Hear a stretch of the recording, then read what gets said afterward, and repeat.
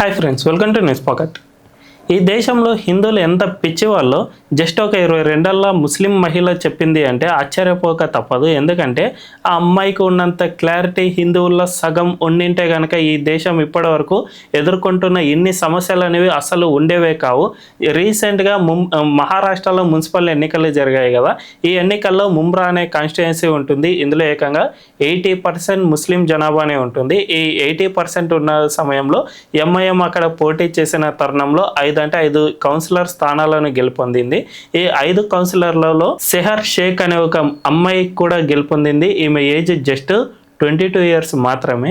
ఈమె గెలుపొందిన తర్వాత ఇచ్చిన స్పీచ్ను చూస్తే మన ఒంట్లో రక్తం అనేది మరిగిపోతుంది. ఆమె ఆ స్పీచ్లో ఏమని చెప్పిందంటే, జస్ట్ నాకు 5 ఏళ్ళు టైం ఇవ్వండి, ఈ ముంబ్రా మొత్తాన్ని నేను గ్రీన్ కలర్లోకి మార్చేస్తాను, ఇతరులు ఇక్కడ కాలు పెట్టడానికి కూడా నేను అవకాశం ఇవ్వను. జస్ట్ 5 అంటే 5 ఏళ్ళు దీనికి సరిపోతుంది. మనం ఈ ముంబ్రా కాన్స్టిట్యుయెన్సీ మొత్తాన్ని హస్తగతం ఏ విధంగా చేసుకోవాలి అనే దానికి నా దగ్గర చాలా పకడ్బందీ ప్లాన్ ఉంది అనే విధంగా ఆమె మాట్లాడింది. అంతేకాకుండా దీనికి సంబంధించిన క్లిప్ను ఇప్పుడు సోషల్ మీడియాలో పెద్ద ఎత్తున వైరల్ చేశారు. సో ఆ వైరల్ అయిన తర్వాత ఈమె ఒక క్లారిఫికేషన్ ఇవ్వడానికి మళ్ళీ మీడియా ముందుకు వచ్చారు. ఆ మీడియా ముందుకు వచ్చిన తరుణంలో ఈమె చేతికి ఉన్నట్టుండి కాషాయపు తాడు కనిపించింది. అంతకుముందు ఆమె స్పీచ్లో మాట్లాడినప్పుడు చేతికి పూర్తిగా గ్రీన్ తాడు ఉన్న సమయంలో ఈసారి మీడియా ముందు అంటే బ్యాక్లాష్ మొత్తం వచ్చిన తర్వాత మీడియా ముందుకు వచ్చి మాట్లాడుతున్న సమయంలో ఆమె చేతికి ఉన్నట్టుండి కాషాయ తాడు కనిపించింది. అంటే చూడండి, నేను హిందువులను సైతం గౌరవిస్తాను, సో మా పార్టీని మొత్తం విస్తరించాలి కాబట్టి జస్ట్ ఆ విధంగా మాత్రమే మాట్లాడాను, అంతే తప్ప నేను ఎక్కడ హిందువులను కించపరచలేదు అనే విధంగా ఆమె మాట్లాడింది.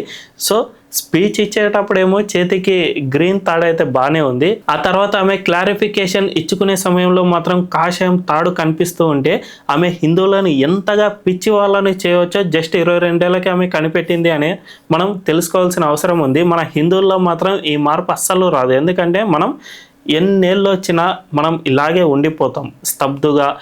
మన వరకు రాలేదు కదా, సరే లైట్ తీసుకుందాం, లేకపోతే మన వరకు వచ్చిన తర్వాత మనం ఏమైనా చేద్దాం.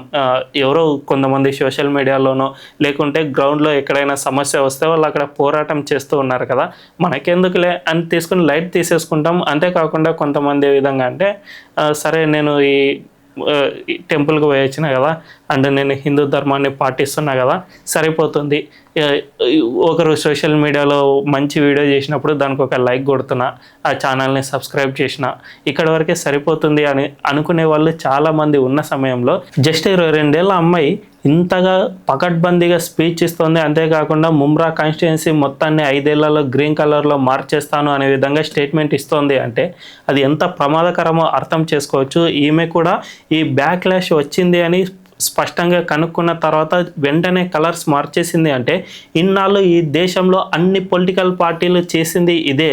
కాంగ్రెస్తో సహా కమ్యూనిస్టులు, టీఎంసీ అన్ని పార్టీలు ఈ దేశంలో ఏవైతే విపక్ష పార్టీలు ఉన్నాయో అవన్నీ కూడా హిందువులను ఇదే విధంగానే పిచ్చి వాళ్ళని చేశాయి. ఇప్పుడు మమతా బెనర్జీ మనందరికీ తెలుసు, అక్కడ రాష్ట్రంలో హిందువులకు కనీసం బతకడానికి సైతం ఆస్కారం లేకుండా చేస్తుంది.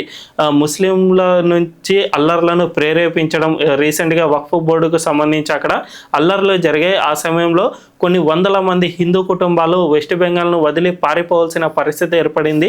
2021 అసెంబ్లీ ఎన్నికల తర్వాత అయితే వేలాది కుటుంబాలు అస్సాం రాష్ట్రానికి పారిపోవాల్సిన పరిస్థితి వచ్చింది. అలాంటి మమతా బెనర్జీ ఇంత రాక్షస పాలన కొనసాగించిన తర్వాత రీసెంట్గా ఆమె నేను కలకత్తాలో కాళీమాత టెంపుల్ను నిర్మించబోతూ ఉన్నాను, నాలో హిందుత్వం ఎంతగా ఉందో అర్థం చేసుకోండి అనే విధంగా ఆమె స్టేట్మెంట్లు ఇస్తుంది అంటే ఎంత ప్రమాదకరమో అర్థం చేసుకోవచ్చు. అంతెందుకు డైరెక్ట్గానే డిఎంకేలోని మంత్రి ఉదయనిధి స్టాలిన్ ఇదే వ్యాఖ్యలు చేశారు కదా, సనాతన ధర్మాన్ని నేను నిర్మూలిస్తాను అనే విధంగా ఆయన స్టేట్మెంట్ ఇచ్చినా కూడా హిందువులు ఏం చేశారు? ఏమీ చేయలేదు. రీసెంట్గానే కోర్టు సైతం ఇది పూర్తిగా బ్లాస్ఫెమీ కిందకే వస్తుంది అనే విధంగా కోర్టు సైతం తీర్పునిచ్చింది. అయినా కూడా హిందువులకు ఏమీ పట్టదు కదా, మనం జస్ట్ ఏదో సోషల్ మీడియాలో లైక్ కొట్టి వదిలేస్తూ ఉంటాం. అంతేకాకుండా మనం ఎవరో పోరాడుతున్నారు కదా వాళ్ళకు మద్దతు ఇస్తే సరిపోతుంది అన్నంత వరకు ఉండిపోతాం. సో ఇప్పటికైనా హిందువులు మారాల్సిన అవసరం ఎంతైనా ఉంది. మనందరం కూడా సంఘటితం కావాలి, లేకపోతే భవిష్యత్తులో ఇదే విధంగా జస్ట్ 22 ఏళ్ళ అమ్మాయి ఈ విధంగా మాట్లాడుతుంది అంటే ఖచ్చితంగా భవిష్యత్తులో ఈ దేశం మొత్తం ఇతరుల హస్తగతం అయిపోయినా ఆశ్చర్యపోనక్కర్లేదు. ఇప్పటికే ఎంఐఎం పార్టీ అధినేత బుర్కా ధరించిన మహిళ దేశ ప్రధాని కావాలి అని సైతం కోరుకుంటూ ఉన్నారు. కాబట్టి హిందువులు ఇప్పటికైనా మేల్కోకపోతే ఖచ్చితంగా ఈ దేశం మన చేజారిపోతుంది. తద్వారా ప్రపంచ శాంతికి ఇది విఘాతం కలిగే విధంగా మారుతుంది. ఈ దేశంలో హిందుత్వం అనేది లేకపోతే ఖచ్చితంగా ఏ ఇతర మతాలు సైతం మనుగడ సాగించలేని పరిస్థితి ఏర్పడుతుంది. మన దేశ శ్వాస అయిన సెక్యులరిజానికి సైతం ఇది విఘాతంగా మారే అవకాశం ఖచ్చితంగా ఉంటుంది. కాబట్టి మన దేశాన్ని కాపాడుకోవాల్సిన బాధ్యత మన చేతుల్లో ఉంది అని ఈ ఇన్సిడెంట్ల ద్వారా స్పష్టంగా అర్థమవుతుంది. మరి ఈ వీడియోపై మీ అభిప్రాయం ఏంటో కామెంట్ల రూపంలో తెలియజేయండి. అండ్ ఈ వీడియో కనుక మీకు నచ్చినట్లయితే ఖచ్చితంగా మా ఛానల్ని సబ్స్క్రైబ్ చేసుకుని బెల్ ఐకాన్ క్లిక్ చేయడం అస్సలు మర్చిపోవద్దు. Thank you.